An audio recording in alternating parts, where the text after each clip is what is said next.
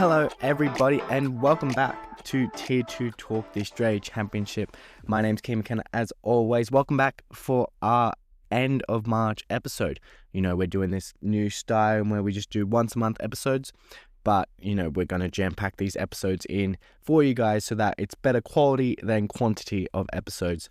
But it is always excited to be back. I always love this time of month, get to record these episodes, get to do what we were doing last year and just talk about some NPL football. Hope you all have been doing well, enjoying the first month of autumn. Hopefully it's been good weather in Sydney. It's been, a bit of up and down. Can't make up its mind whether it's still summer, whether it's going into winter. I know the clocks are changing in a few weeks, so that'll definitely make it feel like winter. But yeah, it's good to be back and it's good to record another episode. And I'm very excited for this new episode. It feels like what it was during the peak of the Aus Championship, or that lead up to, if you were listening back then, we had guests every week talking about different points in football, whether it's a club aspect, whether it's a league aspect, whether it's individual opinions. This episode is kind of getting back into that, and I promise you guys that as football would return, we definitely start getting some interviews, and we not have one but two guest interviews on this show today that I'm very excited for you to hear. They are fantastic guests. If you haven't already seen on our Instagram or Twitter, that's where we release this information first. But our guests for this episode, one is a player and one is a knowledge expert about league football. Our first guest, who's joining us just in a little over 10 minutes, is Sydney United's defenders Michael Glassock. He's joining us. We had to get someone from Sydney United on the episode this week. If you're not up to date with what Sydney United have been doing, they're on their best start to an NPL season since 1987. They're on a 7-game winning streak. So obviously had to get Sydney United on the show, had to talk about that run, and we'll get all into that with Michael in a little bit. And then in the back half of the show later on, we wanted to continue our diverse look of all the state leagues. We want to touch point on every state league across these monthly episodes. This month, we're going to be looking at WA NPL, and we got Max from WA Football Interviews.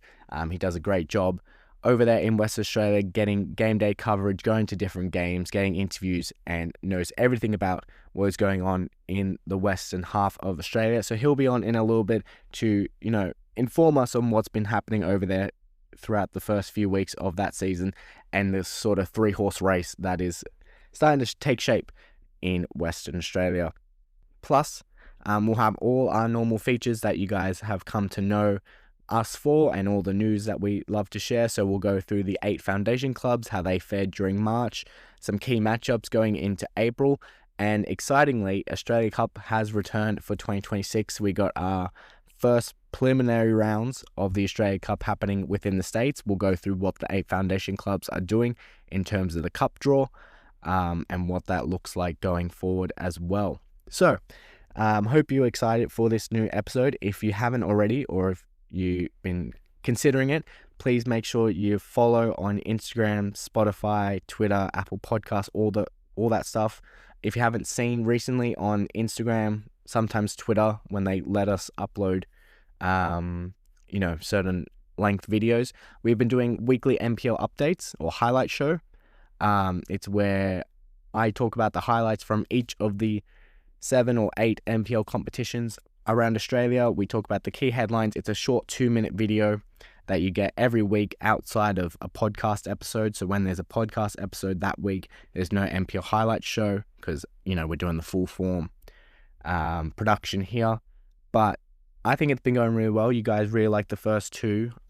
So if you haven't followed on Instagram or checked those out, please consider doing so. It's just our way of sharing the news week in, week out without having to do the 40-minute episodes that we do here. It's a nice little 2-minute. You get caught up with what's happening from around the States, who's leading each one, some of the best goals. There's been some cracking goals, especially shout out to South Hobart's captain. He scored a bicycle kick over the weekend. So that was a very impressive goal there that I saw on the NPL Australia account. But yeah, so it's just a quick 2-minute highlight show of everything going on.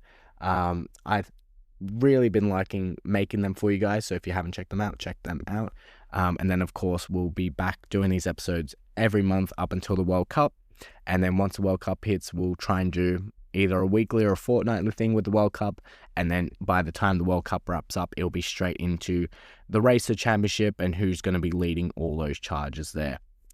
So, in saying that, let's get into some of the news and let's get into our March breakdown of each of the 8 foundation clubs of the Australia Championship. Starting in Victoria, Preston Lions, they had a fairly decent month of March. 2 wins, a draw and a loss. They started the month with a 3-0 win over Melbourne City before only picking up 1 point over a fortnight that saw a loss to Heidelberg 1-0 and then a draw to Caroline Spring George Cross. They did, however, return back to winning ways in big fashion in the weekend just gone with a 2-1 win over fellow Aus Championship side Avondale last Friday night. They're sitting on 7 points and in 9th at the moment, Preston. They're doing fairly good, 5 points off first. And, I've mentioned this in previous podcasts, but I'll mention again, they did have a 6-point deduction at the start of the season due to incidents from last season's semi-final, I believe. So, if you realistically take away those 6-point deduction and you look at what they've done on the field, they'd be sitting top of the league right now by a point, I think, if I did the math correctly.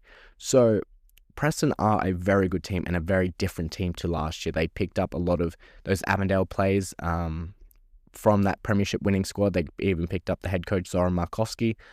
You saw that prevalent in the win over Avondale the weekend just gone. Stefan Zinni, who was a former Avondale player last year, he scored for Preston, scored the winner for Preston this time around. So you're seeing these effects of getting the best players from NPL Victoria, adding them to an already strong Preston side that made the semi-final last year, and you're seeing that effect. Now, obviously, the 6-point deduction did put hindrance on that. However, the way they're tracking Preston, if they keep playing the way they are, keep getting the results that they are, the point deduction, the minus 6 points, it'll always be a factor, and they'll always say, well, we could be ahead by this much or this much. But the way they're going, by the end of April, they could be sitting top of the league or very much close to that first or second spot, just because they have been able to find wins. They're beating very big teams. They do have some big, tough challenges coming up in the next few weeks. We'll go into that a little bit later on.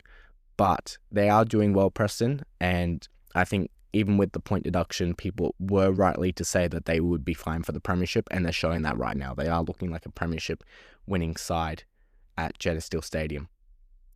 Moving on to Avondale, they almost had a perfect March, going 3 wins and 1 loss, that loss coming to Preston, as I just said.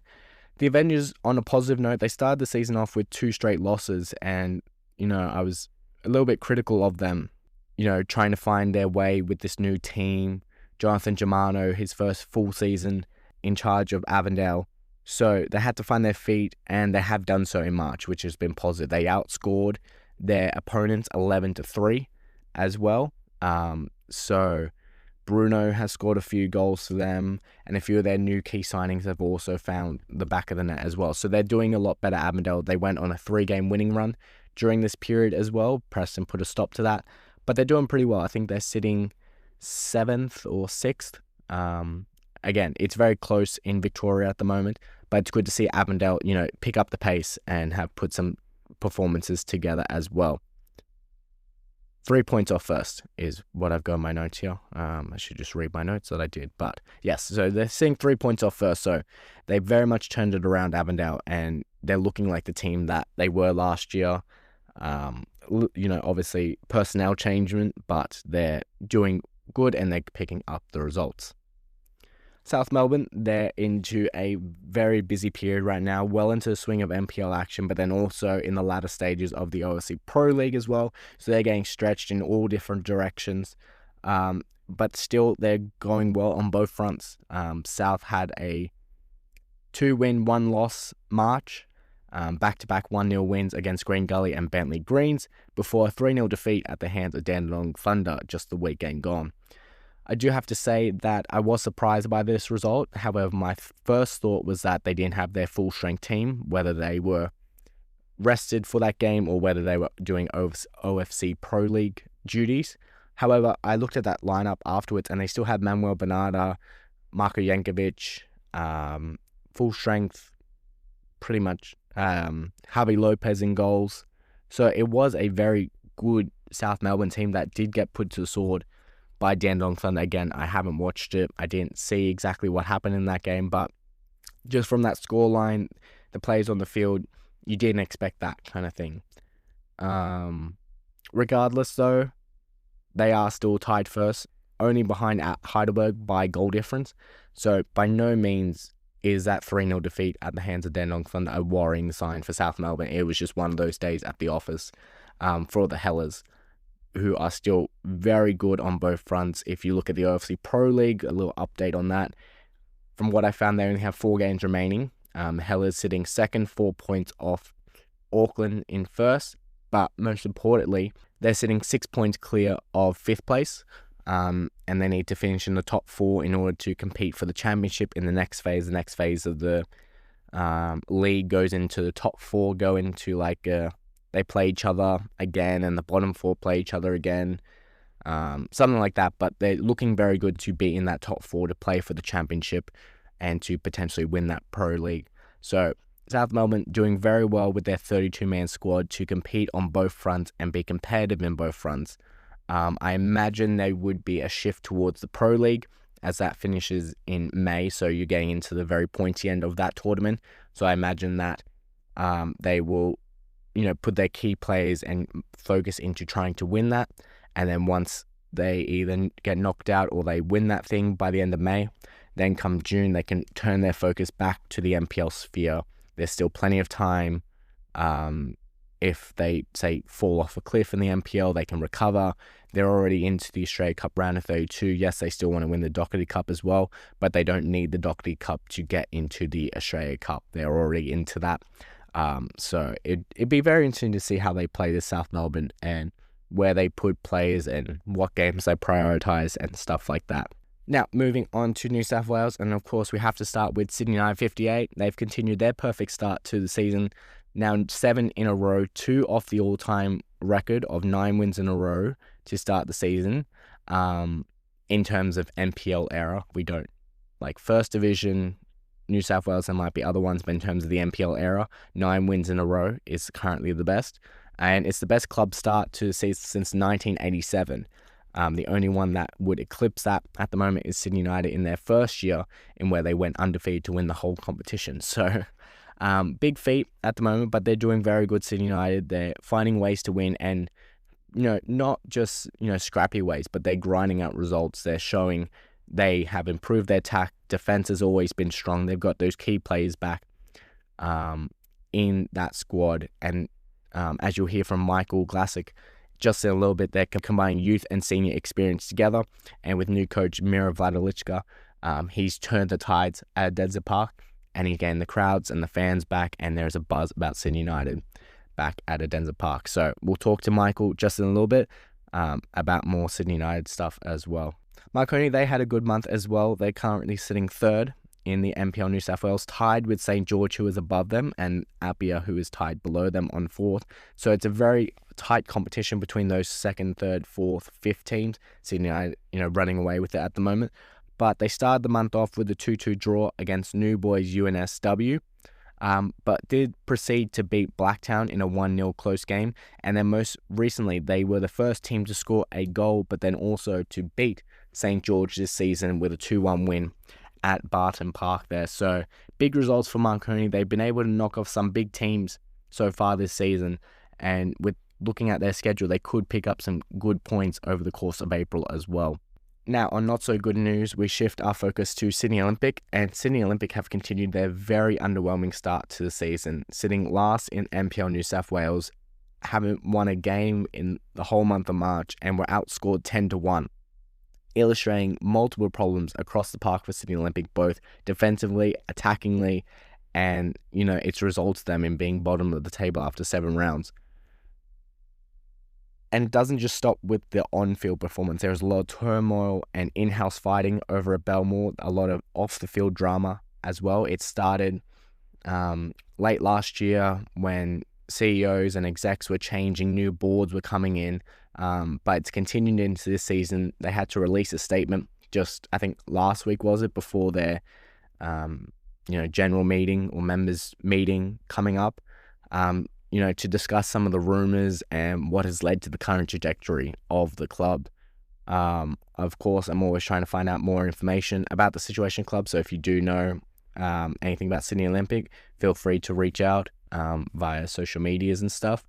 But it's not a good sign for Sydney Olympic. They won the league back in 2022, and then since then, I think I saw they either haven't made finals at all, or they only made one finals since then. So for such a big club, there's been a lot of stuff. I think it's more the off-field stuff that's caused the on-field results, but still, for a club like Sydney Olympic, you hope that they figure stuff out, because at the moment, it's just not looking good. There's not much positives you can find coming out of Sydney Olympic at the moment. For Apia, it was a perfect month for the boys from Leichhardt Way. 3 wins from 3, a 3-2 win over Blacktown City, a 1-0 win in the grand final rematch against Rockdale, and most recently they needed a 90th minute goal to get past the Shark in the weekend just gone. They are sitting 4th, tied with Marconi and St. George.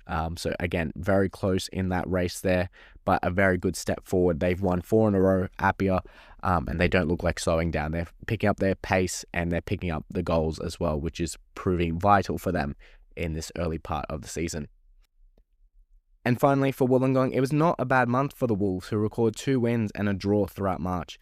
They required a late goal against St. George City to pick up 3 points in that one, but it was a positive result nonetheless. Currently sitting 8th on 10 points, 2 points outside the 6. And Luke Wilkshire is starting to get something going with Wollongong. They've been, stop, start, but, a good month like that in March, it was win, draw, win. So they're looking better, and hopefully they continue going forward into this next weekend. And now we'll cut to our first interview of the show. It's with Michael Glassock of Sydney United. We'll talk about that 7-game winning run the side is currently on, the good vibes that are in and around the club, head coach changes, and what it means for the fans to be coming back into Adenza Park. Back, everybody, and we are joined by Michael Glassock of Sydney United. We had to talk about Sydney United, their impressive 7-game winning streak they're on at the moment. Michael, thank you for joining on. How are you doing this evening? Yeah, thanks for having me. Very well, and it's been a nice start to the year. Yeah, and we have to start off with this 7-win that you guys are on right now, finding ways to prevail, different score lines, and just ultimately grinding out wins. How's the mood around the squad been, and what do you think, or what can you attribute to the wins and the strong start to the season? Yeah, obviously it's been a really good start to the year. We've displayed a lot of good football, also grinding out results as well. Obviously defensively, we've been really solid to start the year, and attacks looked after the goals at the other end. So it's just been a really good team spirit. Everyone's contributing towards the team's efforts in the early stages of the year. We still know that's a long way to go in the season, and there's going to be ups and downs that come throughout any NPL season. But we're just looking forward to taking each game as it comes, and just working hard for each other. And there's just a really good bond and a really good team culture, which obviously is helped by winning football matches. Exactly. And what would you say has been your side's most impressive win so far, if you just had to pick one? Oh, look, I think probably round 2 at Sutherland, going down to 10 men, losing our skipper, Adrian, in the early sort of minutes of the game. I think it was about 40 minutes in. And I think, at 1-1 at that game, I think the boys really sort of dug deep. And I think that was the standard that was set from the early rounds. And I think the brotherhood and mateship that we showed during that game, where we probably were the better team, even with 10 men, and created the better of the chances. And the way in which the boys got around each other, losing such a valuable player in Adrian Vlasilitsa. So I think that was probably one game that helped build the strong start that we have, and build the confidence. And from there, when you've got confidence, things seem to have headed in the right direction. Yeah, and I was at that game. I did the match report for NPL New South Wales, and I talked to Mason Wells after the game, and he's said the same thing you did.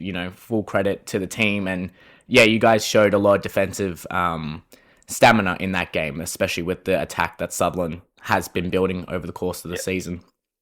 Yeah, and that's exactly right. Just showing up for each other, working hard, and good things usually happen when you'll give your 100% best, and that's, I guess, what the mandate that we've been setting this season, and hopefully we can continue to build on that in the coming weeks and months of the season.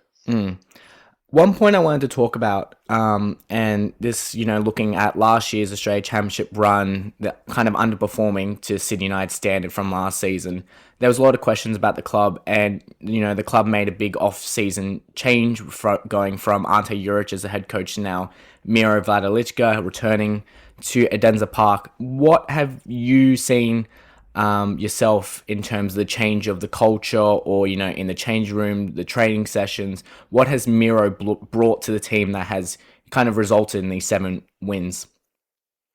Yeah, I think firstly, obviously, the season, probably by the end of the Australian Championship, we had a lot of key personnel sort of not play during the Australian Championship, and we missed a lot of players and experience in the key positions. So that obviously the Australian Championship didn't pan out the way we wanted. Obviously, we had triumph in the Waratah Cup and had a decent run in the Australian Cup as well. And at the end of the day, we got knocked out in a penalties kick in the elimination final to Marconi, and I was at that game. Unfortunately, I was injured, but that was a game that we look back on and probably went, what, if we got through that and got the result, I think we were on a 9-game winning streak, or unbeaten streak at the time, to get into that final series. So I think if that turned our way, then we're one game away from making the GF. So it wasn't all doom and gloom last year, despite obviously not obviously probably reaching the heights in which we probably wanted to, and winning trophies is a mandate at Sydney United. We want to win every single competition that we play in. And then obviously, with the change, Miro coming in, he's just kept it really simple. Where keep it one game at a time.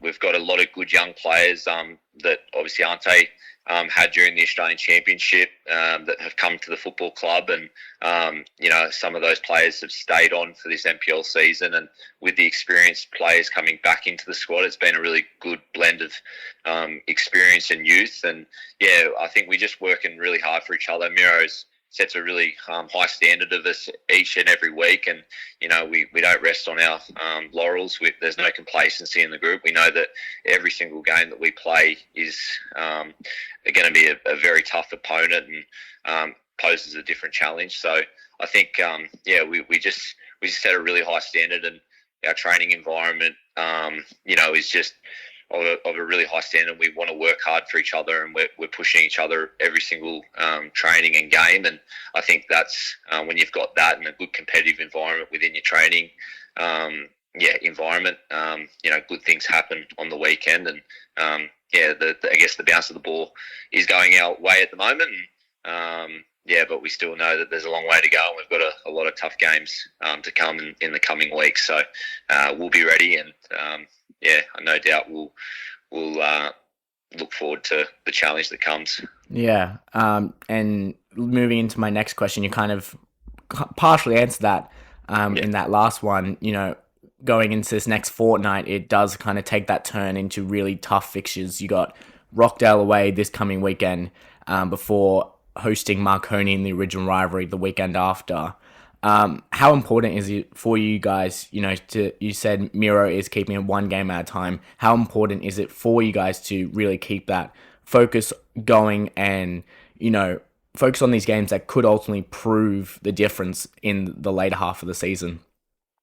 Yeah, obviously, we're looking forward, playing Rockdale is our main priority this week, and Rockdale obviously have been up there in the last couple of years and have some really quality and crafty players. So it's going to be a real tough away trip, no doubt. But we go into it with full confidence and full belief in our system and in our process. So we're just looking forward to each game as it comes. To be honest, it's we're never looking too far ahead.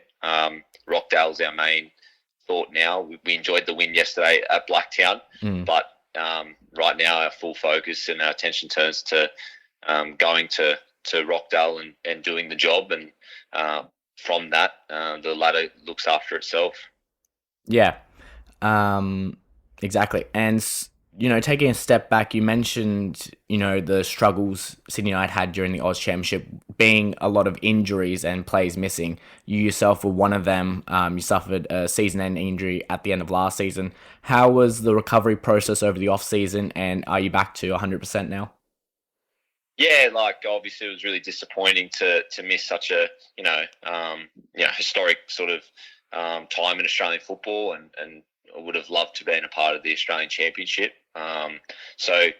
Obviously it was the recovery was long and had to work really hard to get my body and my shoulder back to 100%, and with the help of a lot of good people and the staff at Sydney United and some high quality physiotherapy, have been able to get it to a really good level, and feeling really confident in the shoulder, and just enjoying each game as it comes. I worked really hard in the off season, trained lots of running and lots of kilometres when people weren't really watching, and so I think when you get a good full pre-season, and I think the hunger to go out there and obviously watching Sydney United during the Australian Championship sort of fueled the hunger, and there's a lot of things said about the club and the situation we're in. So I think I was just really hungry to get back on the pitch and help the team and contribute to helping to make a difference. Yeah, perfect. And that's the perfect response. You don't want your best players missing out because of injury. So I'm glad you were able to get through that and, are back on the field. Yeah, thanks, mate. Thank you. And it's obviously just great to be back and enjoying the fans at Adenza Park and all the experiences that we get week to week in the NPL. Yeah, and it's like you're reading my questions here, because the next question I have is about the fans. The crowd, the atmosphere has been building over the last 2 months. The fans are, returning to Adenza Park. Fans are always there, but there's a noise at Adenza Park once again. There's excitement around the club. How positive is that for you guys, players, to feel that love from the fans and to have them in the stands every week? Oh, we love it. Obviously, the more fans, the better it is, and we just want to make the club proud, the community proud that we represent, a proud, passionate Croatian community, and anyone that comes to this football club knows that when you wear a Sydney United shirt, there's expectation, but that expectation is good expectation, and it should be a privilege. And we love seeing all the family there. We had, I think it was about hundreds and hundreds of kids on the field at the end of the game yesterday, and in the sheds singing the team song. So it's the fans is what makes the club, and it's great to see them out in full force and enjoying, I guess, the football that we're trying to play each and every week for them. Definitely. And final question, I thought I'd chuck this one in right at the end. The fourth round, the preliminary rounds of the Australia Cup / Waratah Cup came out today. Yeah. Who we got? So you do face a tough opponent in fellow Aus Championship side Wollongong Wolves. Yeah. Now you are at home for this game. Sounds like you're just finding out. What's your immediate thoughts about getting Wollongong so early on in the cup tournament that you won last year statewise? Yeah, obviously. Well, first I'm learning about it all, but it's Wollongong is always a tough game. Obviously they're well coached by Luke Wilkshire and have a lot of quality players, so no doubt it's going to be a tough one. But I guess every game in the cup again poses a different proposition for us, and if you want to win it, you got to beat the best teams, and that's how we'll treat it. And we're in full confidence and full belief in our processes, and when that game comes, we'll be ready to go. Perfect. And Michael, I just want to thank you again for coming on the show, getting some insight into Sydney United, and to see Sydney United doing so well back in the NPL space is a delight to see. Thank you so much, and yeah, thanks for having me, and hope the podcast goes well. Now we move into our nationwide roundup. It's where we go into what has been happening in the other NPL competitions around Australia, who's leading the race for the slots for the Australia Championship in these early stages, and what have been some of the key headlines over the course of the month. Starting in Queensland, Peninsula Power have taken top spot after winning 4-2 against Gold Coast United in the weekend just gone, but more importantly, Wynnum Wolves dropping points to Brisbane Roar, allowing Power to jump into top spot. In northern New South Wales, Western Bears sit atop for the first time this season, with the Bears sitting on 12 points, a point above Edgeworth Eagles, though they have a big blockbuster game against Broadmeadow Magic coming up this weekend. In Tasmania, Devonport City are sitting atop of the league only on goal difference, with Devonport relying on their 11-goal opening weekend to hold off South Hobart, who also sits on 9 points, but one less in the goal difference. In what has been a topsy-turvy start to the NPL South Australia competition with multiple league leaders, West Torrens are currently occupying top spot, though Sturt Lions, Playford City and Adelaide City have all shared that top spot throughout the course of the season thus far. And finally, 3 teams remain undefeated in Western Australia, though it's Olympic Kingsway who hold a 2-point advantage over Western Knights and Perth Red Stars. And of course, we'll go more into the Western Australia comp and what this dynamic is looking like and how the teams have been playing on the field with Max from Western Australia Football Interviews in just a little bit. But first, the Australia Cup is back for 2026. The preliminary round fixtures have been drawn and the 8 foundation clubs of the Australia Championship have been drawn in them, and they know their fate and how they can start progressing towards both state glory but also to those national rounds of the Australia Cup. So starting with the Dockley Cup, which is the Victorian State Cup and the pathway into the Australia Cup. These fixtures are going to be played over Easter weekend. If you want to find out specific dates and times, they're all on the NPL Victoria, or Football Victoria, I should say, website. And there's some very interesting matchups. The first one is Preston get their chance at revenge against Ngunnawal City. Ngunnawal famously knocked out the Lions last year in the preliminary rounds. Back-to-back years, these two sides have faced each other in the Dockley Cup. 4th round. So Preston, they do have to go away this time. They were at home last year, away this year. Can they get the job over Ngunnawal this time around and avoid an early exit from the cup like they did last year? Avondale, they are away to Victorian State League Division 2 side Western Eagles.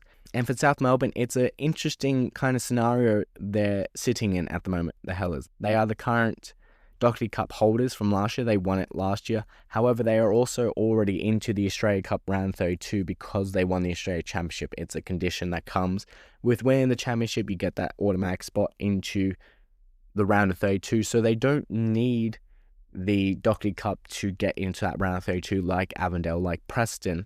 However, being the current cup holders, they always want to do well in that competition. They always want to be state cup winners. But it doesn't have as much meaning as what it did say last year and needing it into the round of 32. Nonetheless, they will still be going into this game wanting to win. They're playing Hampton East Brighton on Easter Saturday. So if you're in Victoria and want some Easter football, those are your fixtures there in terms of cup action. And in New South Wales, the 4th round of the Australia Cup preliminary rounds have been drawn. Also, Waurika Cup, seedings and competition there. Appia Leichhardt are at home to Banksia Tigers. Sydney Olympic take on Football New South Wales League 2 side Central Coast United at home. Marconi are away to Dulwich Hill FC. And as we revealed earlier to Michael, it's an Australian Championship showdown in the Cup between Sydney United and Wollongong Wolves. And those fixtures will take place in the 2nd week of April. So somewhere between the 7th and the 9th of April is what is on Football New South Wales website. Again, those fixtures will be announced more properly over the course of the week. But some very exciting results there. One Australia Championship side will be getting knocked out in the 4th round, so very early on. Sydney United won the cup last year, so they'll be looking to get over Wollongong and continue their title defence. But it is a tough start for United and the Wolves getting drawn. Such a big club in the early rounds. And then Sydney Olympic as well have to be careful League 2 side, Central Coast United, will be fancying their chances going to Olympic, but then Olympic and on the run they're on right now, anything could happen as well. So now this brings us to our second interview of the show. It's with Max from WA Football Interviews. We'll talk everything about NPL Western Australia, what's been happening over there, and get his insight as a man with the boots on the ground out in Western Australia. Everybody, welcome back, everybody, and we're now here with our second guest interview of the episode. We wanted to continue our, look around Australia, make sure we are covering a national base here. The other NPL competitions do play a vital role in the Australia Championship, and for this month we are focusing on NPL WA, and we have got a expert, a man on the ground who knows everything about NPL West Australia. He's down at the grounds every weekend. We have Max from WA Football Interviews. Max, thank you for joining on. How are you doing today?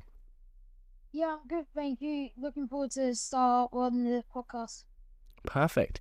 So, Max, let's just jump straight into it. NPL WA, it's been back for about 3 weeks now, I think it is, 3 or 4 weeks. Yep.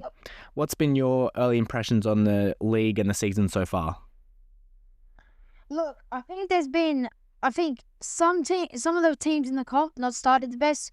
It will take some new signings for each team. It's obviously going to take a while, but I think there's a couple of teams such as likes of obviously Basie looking good.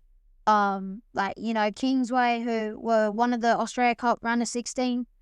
Leicester Knights, pretty good team. But yeah, I think they were looking good. Perth Azuri coming back into it after not having the best of starts. But yeah, the league's looking good, and I'm excited to see what happens in the next couple of rounds. Yeah, and one thing I've noticed is kind of the 3 kind of horse team race at the moment. It's still very early on in WA, but Olympic Kingsway, Western Knights, and Perth Red Stars still all undefeated so far through the season. Thus far, Kingsway the best, like you said, Aus Cup round of 32, round of 16 last year.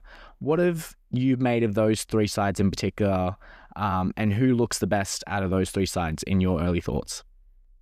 Look, so I'm going to start with Kingsway. Kingsway looking good. I think they've not had, even though they've gone unbeaten in the first 4, 10 out of 12, pretty good. But I still think it's not, they've still got more to look forward to. Like, they've still got to play more as a team and stuff like that. But yeah, they're looking good. I think defensively, pretty solid with the likes of ex-Glory defender Aaron Williams. Jack Clisby's coming back into the mix after being injured. But I think, yeah, they're good, solid defensively. Rob Harco's came from Hume, I think it was, looking pretty good. Liam Boland, he came from, I think it was Avondale. He's looking good, getting some good goals, scored in the derby last week. So yeah, I think Kingsway's looking good with also De Silva and stuff. But yeah, Knights. Yeah, look, Knights are always an underrated team. They've got the likes of Daniel Walsh, used to play for Red Star, used to also play for Glory. Luke Hewings, but yeah, they've got a really solid team, Knights, and look very good attackingly with scoring 4 past Armadale, 3 past Freo. They've done well so far. Who else is there? Yeah, so there's Red Star as well. Red Star, great win against Glory the other week. I think they did well when I watched them versus Kingsway the other week, and I think, yeah, there's still more to look forward to for all the sides. So yeah, I think, yeah, we've not seen the best yet of NPL WA, but yeah, and that's thing, with these early stages of the NPL, teams are still finding each other out. They're still blending in those new players, like we all know. But it's definitely a very interesting race. And I myself knew about Olympic Kingsway, a little bit about Perth Red Star, but Western Knights is a completely new name for me, and I'm sure a lot of people that listen to this show. A name that's kind of familiar with those nationally and this show and the Australia Championship is Bayswater City. Basie is their nickname. What have you made of Bayswater through the opening start of the season? I think they're sitting 4th at the moment. What's your early impressions of that side? I think, yeah, they've done well so far. Got some good signings like the likes of Daniel Steins that used to play for Newcastle, ex-A-League boy, ex-Glory. Also went over to Europe. But I think look, they're looking good at the moment.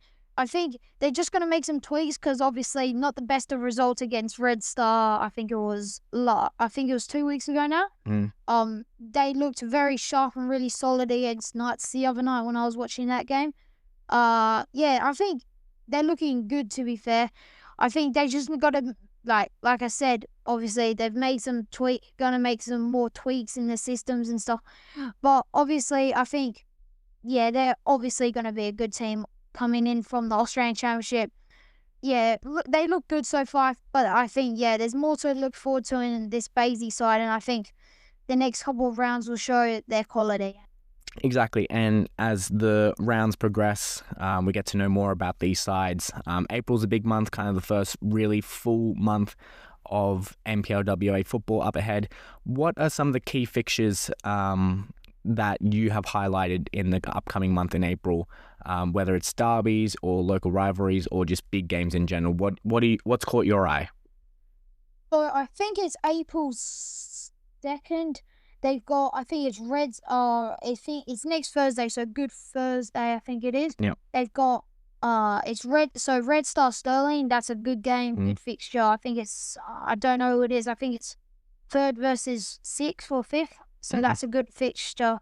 Yeah, I think also looking back in the cup, they've got the WA State Cup also, obviously progresses into the Australia Champion. Obviously progresses into the round of 32, the National Cup. Kingsway's got Azuri, so that's going to be a belter of a game. Who else is there? 24th weekend, I think the games are, I think it's Basie versus Perth Azuri, so that's a brilliant game. And also they've got Knights versus Kingsway, and yeah, I'm pretty sure the next couple of rounds are looking good. And yeah, looking into that, but I think the highlight is around Anzac weekend, around there when you've got basically, in my opinion, the top 4 best sides in the competition all playing against each other on that 1 week. So yeah, that's good. You also get the Italian, back in the Italian derby, Basie taking on Azuri at Frank Drager where the Australian Championship was held. Kingsway, who did well in the Australian Cup, taking on the Croatian side Knights. So yeah, they're fixtures that everyone on the show should be looking forward to. And finally, we would love to get your predictions. I made my predictions about who I thought was going to win NPL WA, but you're obviously more experienced and well-versed with the footballing landscape over in West Australia. It's still very early on, but who do you think at the end of the season will be, premiers and will be representing West Australia in the Australia Championship? I think it's hard to go bypass Kingsway at the moment. Getting 12 out of 10 out of a possible 12. Sorry. Yeah, I think Kingsway looking good at the moment. Look like they're going to do well. Nice as well. Good side. But yeah, again, I think it's you got to see what Basie does in the next couple of rounds to make a good assumption about it. But I think it's going to be either Kingsway, Knights, or probably Basie. Yeah, okay. They're probably the 3 that I'd go with, probably to try to take it, get the premiership and get the NPL WA league winners. But yeah, I think, to be honest, Kingsway started the best, I think, at the moment, and it's hard to go past them. So they got a good result against Azuri round 1, and 0-0 against Red Star, good result. They're a good side. So yeah, I think them 3 are the key, but I'm pretty sure Kingsway will win the league. They look the best that I've seen so far. Yeah, well, great minds think alike, because that's who I had picked as well. So hopefully we're both right come the end of the season. Yeah, hopefully, because get some more Australia Championship games at Kingsway Reserve. So I think they deserve it, getting into the Australia Cup, taking in there, and I think they'll do well on the national stage, make WA proud. Yeah, well, that's, where they kind of first got national attention, when they beat Victory last year in the Cup. I still remember watching that game and it going all the way to extra time. So I've definitely learnt more about Kingsway, and the more I see, the more I'm impressed by that side. Well, Max, that is all the questions I have for you. Thank you very much for jumping on. If you're interested in learning more about what Max does on a weekly basis, check him out on WA Football Interviews on Instagram, Threads, TikTok, everything like that. He does some great coverage around the grounds in West Australia, and doing the good work over there. So, Max, thank you very much for jumping on the show today. Thank you for having me, and go check out Tier 2 Talk on Instagram and all platforms. Go check out the pod. And now for our final segment of the show, it's our April preview, going into the key fixtures over the course of April, what you need to be aware of. And the key headline going into this weekend is our final NPL competition returns. NPL ACT returns this Friday night. Monroe Panthers and Tanarong kicking off the season this Friday night. So finally, all the NPL competitions will be back underway, and those qualification for the Australia Championship can finally start looking and taking place as we move forward. Saturday, we have Devonport versus Kingsborough in NPL Tasmania as a crucial clash. It's a top-of-the-table clash in NPL South Australia between Sturt Lions and West Torrens. Rockdale are hosting Sydney United. Sydney United trying to go for 8 wins in a row, but will be difficult, especially away at Illidan. As I mentioned, Western Bears have a key matchup against Broadmeadow Magic this coming weekend in what will prove to be, a very title-shaping and premiership-shaping match very early on in the season. And finally, to wrap up this weekend's fixtures, it's an Aus Championship showdown between Wollongong and Sydney Olympic. Wollongong at home for this one, with Sydney United looking to get back to winning ways and, turn the mood over at Belmore and get one over the Wolves there.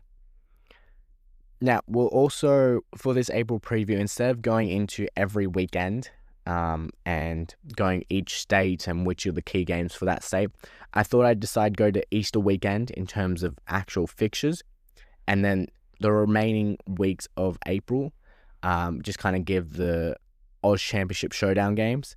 I felt if I give the key matchups in every state, it's hard to predict as well, because you don't know how the ladder's going to face, and the most important game that is currently right now might not be the most important come the 24th of April. So that's why we'll do that. But also, it also helps promote our NPL highlight show as well, because if you want to know what's happening week by week, check out that NPL highlight show on Instagram. It's where we talk about the fixtures coming and going into that weekend. So I think that's the best way to go about it. In terms of a preview, we'll do a kind of big overarching one, but then if you want individually, state by state, what's happening, check out those NPL highlight shows every week on Instagram, and they usually come out Tuesday at 6 p.m. So going into that Easter weekend, I didn't think there'd be football on, but there is. Every league except New South Wales and West Australia are off that weekend. NPL Victoria is technically off, though they are holding those Australia Cup matches, as I mentioned. So the key games for the Easter weekend is Perth Red Stars versus Stirling Lions in NPL WA on the Thursday.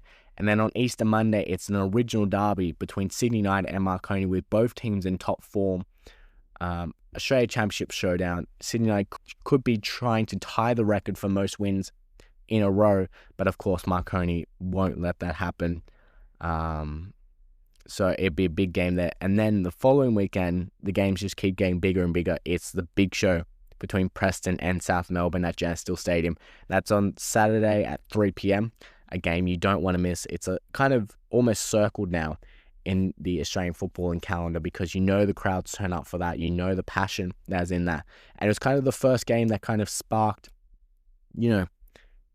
an interest into the Aus Championship. They got that 9,000 at Jansteel Stadium in the Cup game on kind of just when the Australia Championship was starting to emerge, the national second tier was starting to emerge as something plausible, and now it's something that is very exciting to watch and to see every time it comes around.